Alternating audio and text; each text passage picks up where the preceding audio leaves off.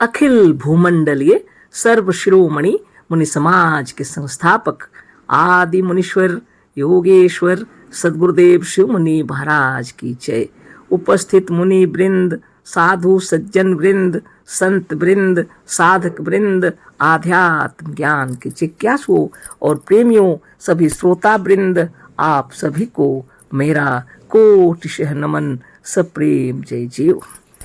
तो आध्यात्मिक चर्चा चल रही है और हम लोग सद्गुरुदेव शिव मुनि महाराज रचित ग्रंथ यजुर्वेद सूक्ष्म के अंतर्गत आज अध्याय 6 पर विचार करेंगे।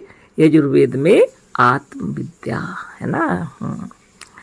तो यजुर्वेद अध्याय 1 मंत्र 5 यहाँ पर गुरुदेव लिखे हैं, अग्ने व्रतपते व्रतम चरिष्यामि तच्छकेयं तन्मे राध्यताम इदमहम निरितात सत्य मुपैमी, है ना। तो इसी का अर्थ बता रहे हैं गुरुदेव, शब्दार्थ दिए। हे व्रतपते अग्नि, है ना। अग्नि को यहाँ पर देव रूप में यहाँ पर किया गया है ना। हे व्रतपते, गुरुदेव कह रहे हैं उस हे व्रतपते अग्नि, इसका अर्थ है हे व्रतादि के स्वामी। अग्नि अर्थात कर्म करने की इच्छा या प्रतिज्ञा को धारण करने वाले आत्मदेव। व्रतं चरिष्यामि ब्रैकेट में दिए हैं और अर्थ दिए हैं, हम सत्कर्म करने की या सत्य को धारण करने की इच्छा या प्रतिज्ञा कर रहे हैं। फिर ब्रैकेट में संस्कृत वाला दिए हैं, तत्शक्येयम, अर्थ दिए हैं उसे हम पूर्ण कर सकें। फिर ब्रैकेट में दिए हैं संस्कृत वाला, तत् में राध्यताम, और अर्थ दिए हैं और हमारी यह प्रतिज्ञा या सत्य धारण करने का यह व्रत सिद्ध हो। संस्कृत शब्द है अहम ब्रैकेट में है और अर्थ है हम। इदम ब्रैकेट में है और अर्थ है इस। अनिरितात, उसका संस्कृत का अर्थ है यहाँ पर झूठ से या झूठे ज्ञान से, अर्थात अज्ञान से या झूठे संसार से। अहम मतलब हम, सत्यम मतलब सत्य को, सच्चे ज्ञान को या उस आत्मा को जो परम सत्य है प्राप्त कर रहे हैं या प्राप्त करेंगे। ये है इस मंत्र का अर्थ, है ना। तो संस्कृत वाला को छोड़कर सिर्फ हिंदी वाला जो है उसको हम पढ़ लेते हैं, तब ठीक रहेगा। तो हे व्रतादि के स्वामी, अग्नि अर्थात कर्म करने की इच्छा या प्रतिज्ञा को धारण करने वाले आत्मदेव, हम सत्कर्म करने की या सत्य को धारण करने की इच्छा या प्रतिज्ञा कर रहे हैं, उसे हम पूर्ण कर सकें और हमारी यह प्रतिज्ञा या सत्य धारण करने का यह व्रत सिद्ध हो। हम इस झूठ से या झूठे ज्ञान से, अर्थात अज्ञान से या झूठे संसार से हम सत्य को, सच्चे ज्ञान को या उस आत्मा को जो परम सत्य है प्राप्त कर रहे हैं या प्राप्त करेंगे, है ना। आत्मदेव से प्रार्थना की जा रही है। अग्नि ये आत्मा ही है ना। और इसी को बतला रहे हैं सद्गुरुदेव कि अपने आत्मदेव से प्रार्थना की जा रही है। भावार्थ यहाँ पर गुरुदेव दिए हैं, उसको भी पढ़ लेते हैं। हे व्रतादि के स्वामी अग्नि अर्थात कर्म करने की इच्छा या प्रतिज्ञा को धारण करने वाले आत्मदेव, हम सत्कर्म करने की या सत्य को धारण करने की इच्छा या प्रतिज्ञा कर रहे हैं, उसे हम पूर्ण कर सकें और हमारी यह प्रतिज्ञा या सत्य धारण करने की यह इच्छा या व्रत सिद्ध हो। इस व्रत द्वारा हम इस झूठ से, असत्य से व झूठे ज्ञान से, अर्थात अज्ञान से व इस झूठे संसार से सत्य को, सच्चे ज्ञान या उस आत्मा को जो परम सत्य है प्राप्त कर रहे हैं या प्राप्त करेंगे। यजुर्वेद के पहले अध्याय का यह 5वां मंत्र है जिसका उल्लेख ऊपर किया गया है। इसमें अग्नि से कहा गया है कि हे अग्निदेव, तुम व्रतों के स्वामी हो।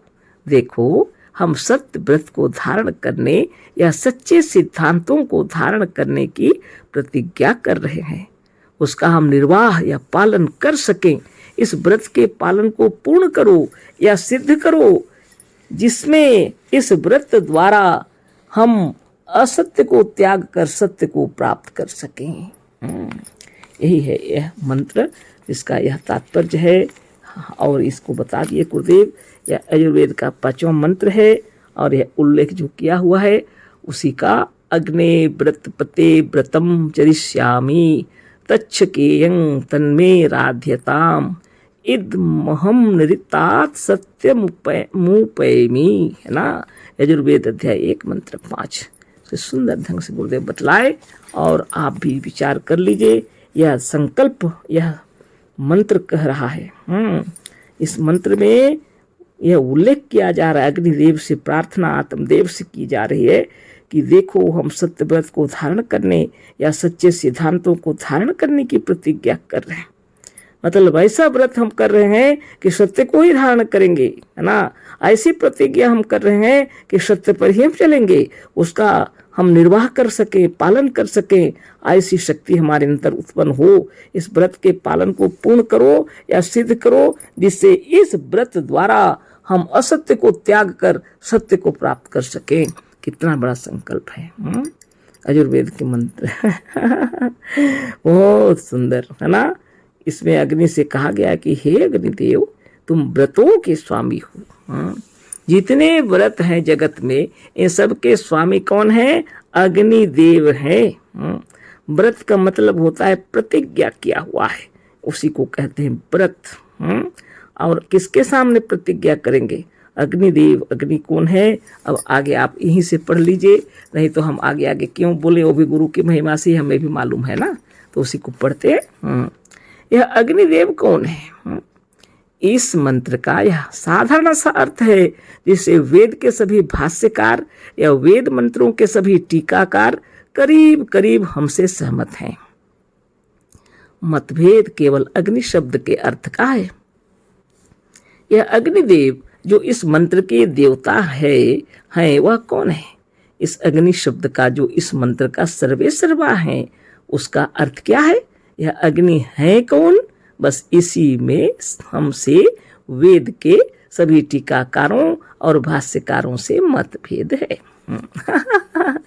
सदगुरुदेव अग्निदेव आत्मदेव को कह रहे हैं और कुछ लोग इस मंत्र का अर्थ कर रहे हैं, तो ये लोग उसको ईश्वर बता रहे हैं। बात इतनी सी है। गुरुदेव की वाणी देख लीजिए, है ना। इस अग्नि शब्द का जो इस मंत्र का सर्वे सर्वा है, उसका अर्थ क्या है? यह अग्नि है कौन? बस इसी में हमसे वेद के सभी टीकाकारों और भाष्यकारों से मतभेद है। आगे पढ़ लेते हैं, है ना। कुछ लोगों ने इस मंत्र के अग्नि को यही साधारण आग माना है, जो जड़ तत्वों में से एक है। कुछ लोग इस अग्नि को ही, इस आग को ही वो लोग समझ रहे हैं। हाँ, जो बाहर में हम लोग देख रहे हैं ना, आग, अग्नि। हाँ, अब किसी मंत्र दृष्टा और विद्वान ऋषि का जड़ अग्नि से क्या कहना कि तुम हमारे सत्य व्रत के पूर्ण करके असत्य से अलग कर सत्य को प्राप्त कराओ? नहीं हो सकता।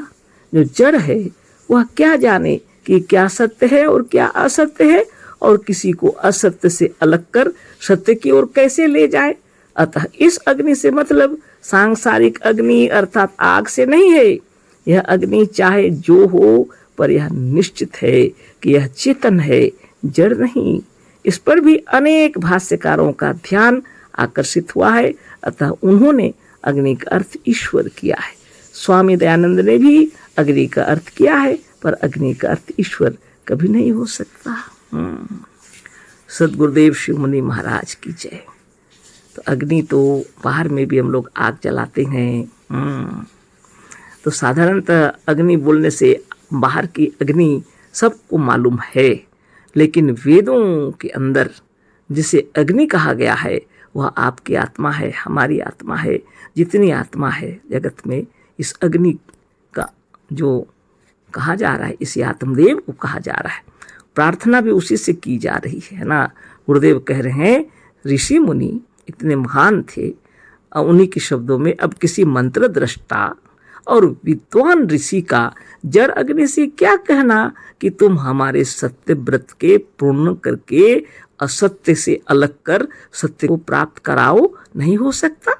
जो जड़ है वह क्या जाने कि क्या सत्य है और क्या असत्य, और किसी को असत्य से अलग कर सत्य की ओर कैसे ले जाए।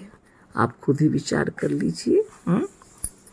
आपको कैसा लगता है? क्या बाहर की अग्नि से प्रार्थना की है ऋषि लोग? यह अंतरात्मा की अग्नि, अंतरात्मा को अग्नि बोला जाता है। इस अग्नि को, इस आत्मदेव को अग्नि इसलिए बोला जाता है कि इस आत्मा के निकल जाने से शरीर ठंडा हो जाता है। और यह आदित्य भी इसी को कहते हैं, सूर्य भी इसी को कहते हैं। यही आत्मा की महिमा वेदों में गाई गई है और इसी आत्मदेव से प्रार्थना की जा रही। किसी जड़ अग्नि को क्या पता सत्य क्या है और असत्य क्या है? सदगुरुदेव कह रहे हैं, आप भी सोचो, विचार करो, है ना। बाहर की अग्नि से कौन प्रार्थना करेंगे? वो भी कौन है?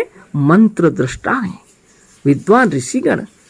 जड़ अग्नि से क्यों कहेंगे कि हमारे व्रत को पूर्ण करके और हमें असत्य से अलग करके सत्य को प्राप्त कराओ? नहीं हो सकता। जो जड़ है वह क्या जाने कि क्या सत्य है और क्या असत्य है, और किसी को असत्य से अलग कर सत्य की ओर ले जाए। अतः इस अग्नि से मतलब सांसारिक अग्नि अर्थात आग से नहीं है। यह अग्नि चाहे जो हो, पर यह निश्चित है कि यह चेतन है, जड़ नहीं। इस पर भी अनेक भाष्यकारों का ध्यान आकर्षित हुआ। अनेक भाष्यकार भी ध्यान से देखे, विचार किए, तो उन्हें भी लगा साधारण अग्नि की बात यहाँ पर नहीं हो रही है। अतः उन्होंने अग्नि का अर्थ ईश्वर किया। स्वामी दयानंद ने भी ईश्वर किया। लेकिन आप सोचिए, गुरुदेव कह रहे हैं पर अग्नि का अर्थ ईश्वर कभी नहीं हो सकता। आगे पढ़ते हैं। शीर्षक यहाँ भी छोटा सा दिए हैं गुरुदेव, अग्नि ईश्वर नहीं है ना, विशेषकर समझाने के लिए, है ना, अच्छी तरह से। अग्नि का अर्थ ईश्वर या परमेश्वर नहीं हो सकता, क्योंकि ईश्वर को सभी मजहबी लोग सर्वव्यापक मानते हैं। जो सर्वव्यापक है वह सदा सर्वदा और सब काल में सब में रहेगा। अब प्रश्न यह है, यदि ईश्वर सर्वव्यापक है तो वह मुर्दे में भी अवश्य होगा, और यदि मुर्दे में भी है तो निश्चित रूप में अग्नि नाम ईश्वर का नहीं है, क्योंकि मुर्दे में साधारण गर्मी भी नहीं है। 68 या 67 डिग्री की गर्मी कौन कहे, उसमें 1 डिग्री की भी गर्मी नहीं है। जिस ईश्वर के रहने पर भी मुर्दे में अत्यंत साधारण और कम 1 डिग्री की भी गर्मी नहीं है, उस ईश्वर का नाम अग्नि रखना या उस ईश्वर को अग्नि कहना नितांत भूल है, नितांत अज्ञान है और एकदम पक्षपात है। ईश्वर संस्कृत का कोई नाम अत्यंत विपरीत अर्थ नहीं रखता। संस्कृत का कोई भी नाम अत्यंत विपरीत अर्थ नहीं रखता। संस्कृत के नामों में यह विशेषता है कि नाम के अनुसार गुण भी है। यथा नाम तथा गुण। बर्फ, हिम या ओले का नाम अग्नि या आग नहीं हो सकता। ईश्वर के जितने नाम है उसके गुण अनुसार है, व्यर्थ नहीं। मजहबी लोगों के अनुसार सर्वव्यापक होने के कारण ईश्वर मुर्दे में भी है, एक मृत या निर्जीव शरीर में भी है। मृतक या निर्जीव शरीर में ईश्वर के रहने पर भी जब 1 डिग्री की भी गर्मी नहीं है तो ईश्वर का नाम अग्नि कैसे हो सकता है? श्याम का नाम कृष्ण हो सकता है पर श्वेत नहीं हो सकता, है ना। अर्थ और गुण के दृष्टिकोण से श्याम का नाम कृष्ण हो सकता है, गुरुदेव कह रहे हैं, पर श्वेत नहीं हो सकता। आगे देखिए, हिम का नाम बर्फ हो सकता है, आग नहीं। हिम का नाम बर्फ हो सकता है निश्चित रूप से अर्थ की दृष्टि से, लेकिन आग नहीं।